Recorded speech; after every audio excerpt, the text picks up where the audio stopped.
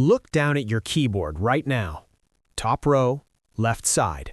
QWERTY. You've been staring at that arrangement your entire life. You learned it in school. You type on it every day. It feels completely natural. It isn't. QWERTY was not designed for speed. It was not designed for comfort or efficiency.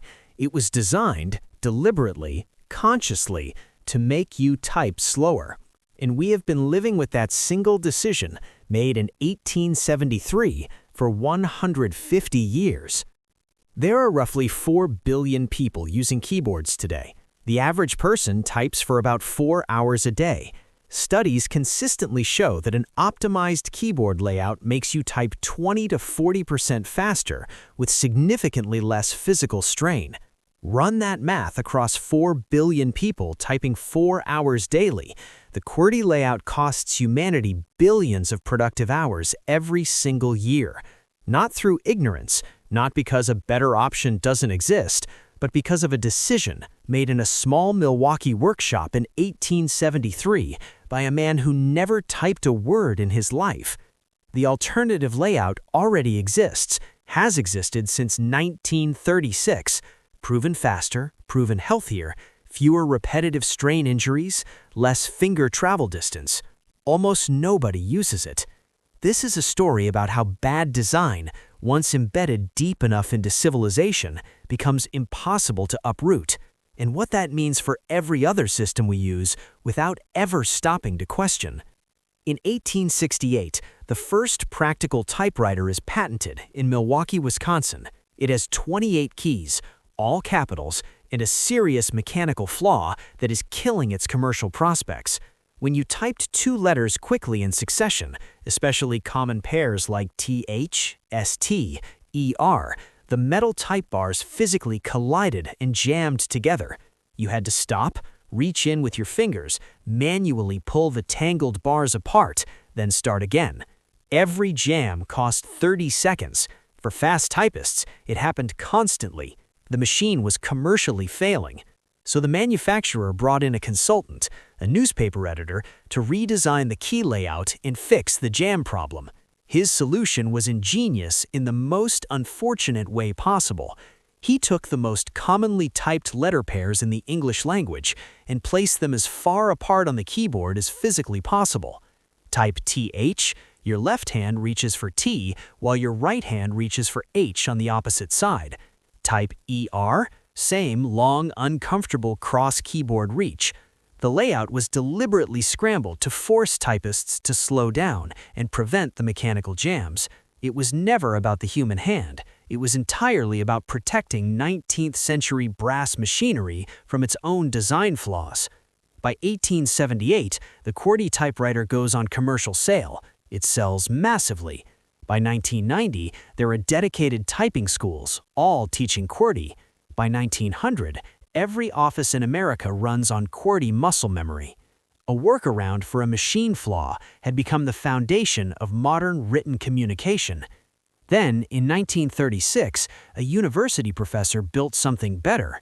The world ignored him completely.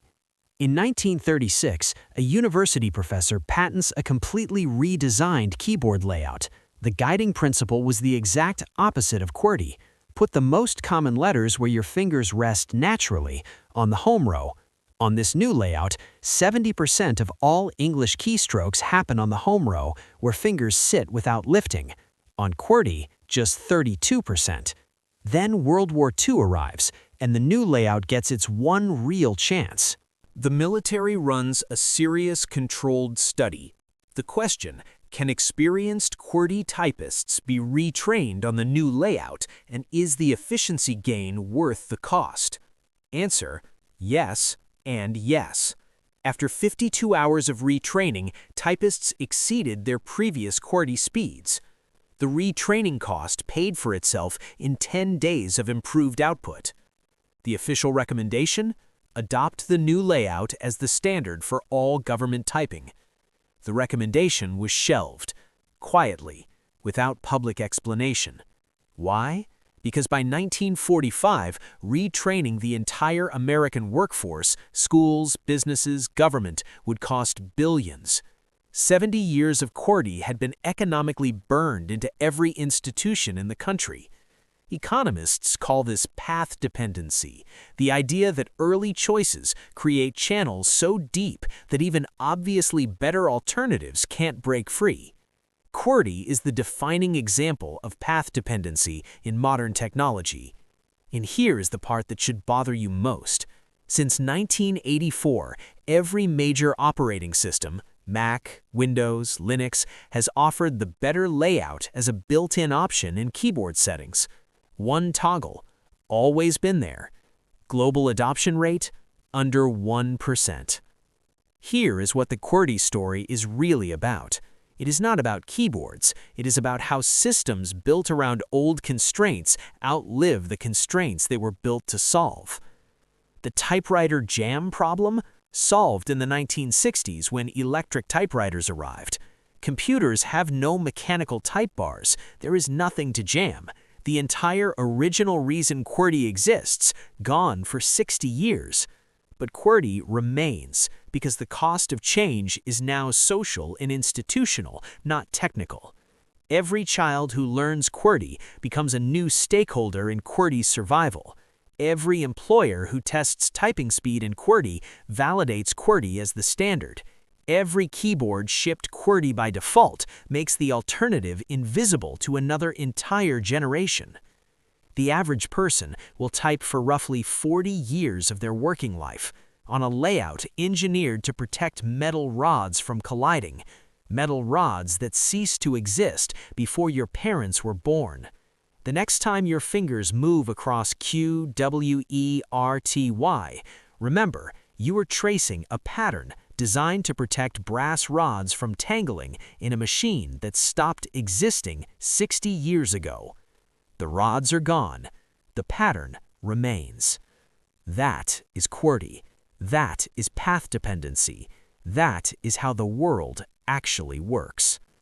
Next video, the credit score, a single number that controls your entire financial life, invented by one private company in 1956 that you never elected and cannot appeal to. Subscribe. That one is personal.